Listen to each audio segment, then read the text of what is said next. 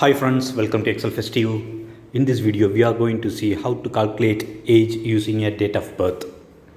See here, I have given the random table in that the United States President's name I have given. Okay, and their date of birth is given in the next column. Now we are going to calculate the age. Okay, based on the date of birth.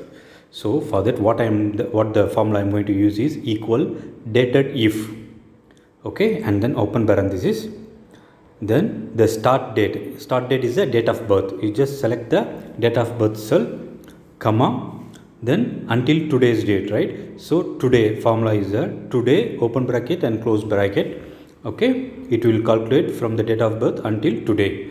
Okay, then comma, we need the year.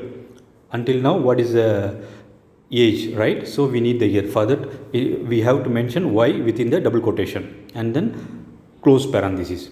Okay friends, this is how you have to use the formula. Once you press enter, the date age will be given. See here, for the Barack Hussein Obama, the age until today date is 12 September 2022. Until today the age is 61. Okay, the same example I am going to give for the other person. See here, always the formula should start with equal dated if, open bracket, then start date is the date of birth, comma, today, and then comma, then we need the year, so I am mentioning the y in the double quotation, within the double quotation, then close parenthesis and enter.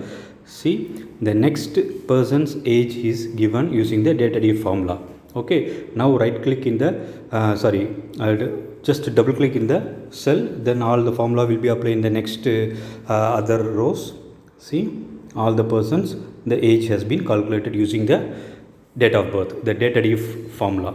Okay friends, I hope you guys are enjoying my video. If you have not subscribed to my channel until now, please subscribe my channel so that you will not miss out on any Excel related videos. Thank you so much for watching this video.